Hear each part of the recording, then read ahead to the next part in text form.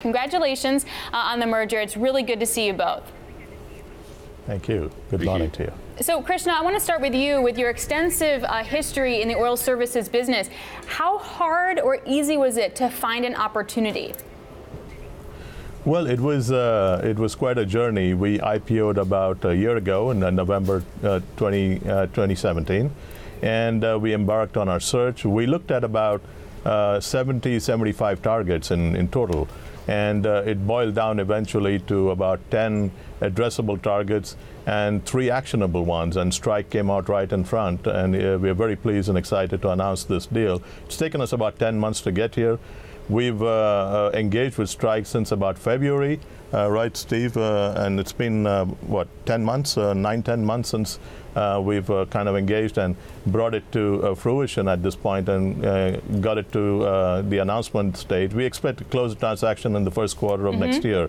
We are very excited about a midstream services play here. There is no large pure play midstream services company in the public domain. And this was a real gem that we were looking for. It had all the characteristics that Andrew and I were searching in this large array of opportunities that we looked at. Well, Steve, let's talk about the business for a second, because when you hear midstream, you think you're building a pipeline, but you not only can do that, but you offer the services. Can you talk about what kind of business that is, what kind of margins and opportunities that you see there to grow?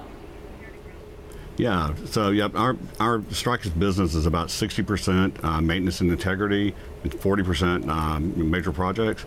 So, and the maintenance and integrity was the original foundation of the business and continues to be the core business and our main focus. So while we do now like build new pipelines and new facilities, our main focus is still and will always be on the aging infrastructure and servicing and maintaining, our customers' existing assets. And as far as margins, in probably the integrity and maintenance side has much higher margins than the construction, but we're averaging overall, in the mid to low teens. And going forward, in terms of the construction and even for the servicing part of it, what are you noticing in terms of labor shortages, tariffs, perhaps actual construction shortages? Steve, can you walk us through some of those issues? Yeah, it's kind of like the good and bad. As far as the labor, certainly seeing a lot of tightening there, and the actual our pay scales have gone up some, but our customers are working with us, and helping us, maintain that.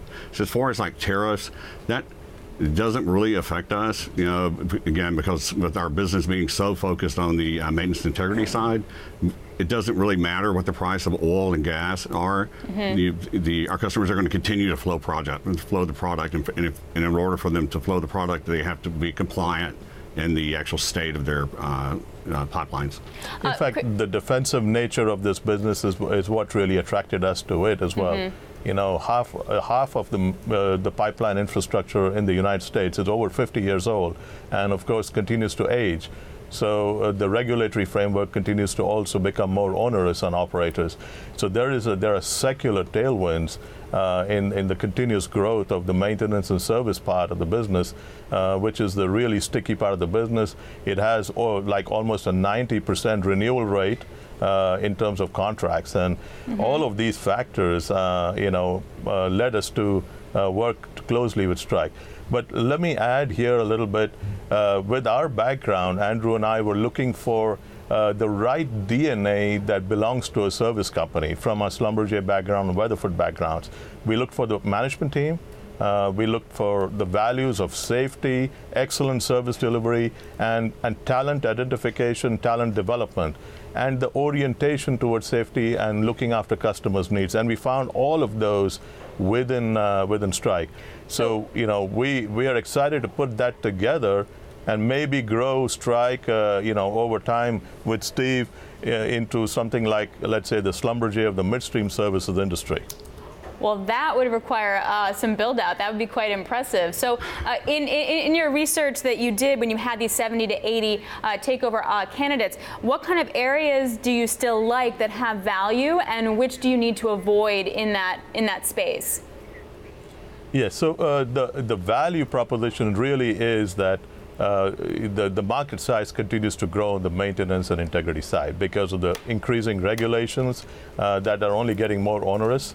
The pipeline infrastructure continues to age, and as somebody mentioned on one of your previous segments, that the takeaway constraints continue to abound as the U.S. becomes the premier producer of oil and gas in the world and becomes a large exporter. So the build-out that's going to happen on the infrastructure side on land in the U.S. is not a build-out for the U.S. industry. It's a build-out for the entire global demand for oil and gas. So we think there are a lot of legs to this industry, and we are in the right space, and they are at the right inflection point for us to work with them to take them to the next level. So, Steve, let's talk about the fact that you'll be the Schlumberger of the midstream. How quickly do you expand? What are your M&A prospects? How quickly can you grow? Walk me through that. Absolutely. Up until now, our growth has been 80% organic. So now, taking the public path and having access to public money, that's going to make a big difference for us. We've had 10 in the last 10 years, 2007 to 2017. We've had 35% annual compounded annual growth. So that being able to just grow at that pace, with financial, without constraints on our capital availability, shows that that we're able to do that. On the maintenance integrity side, we are like the low, maybe 5-6% overall is the market that we have. So there's tremendous growth for us there, and the way we're going to grow there is further expanding our geographical footprint. So that's that'll be first and foremost. And at the same time, expanding that geographical footprint will most likely include acquiring some regional businesses that are there. And we also are going to be focused on adding new service lines that are complementary to our business and also mostly complement the IIS side. Well, good to get your perspective on that. Krishna, though, I cannot let you go without asking you about the oil services business. Schlumberger had earnings this morning. We continue to see a modest recovery in the international segment. U.S. domestic is now rolling over a little bit. When do these guys finally get their pricing power back? What do you notice?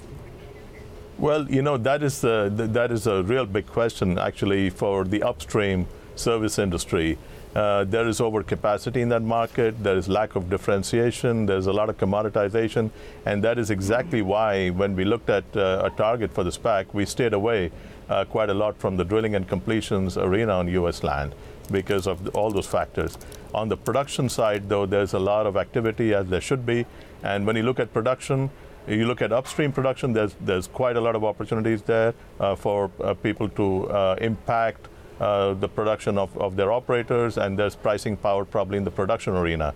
But for us, we looked at the midstream production side, which is exactly why we are here. The midstream has a lot more legs and pricing power coming up than the upstream side.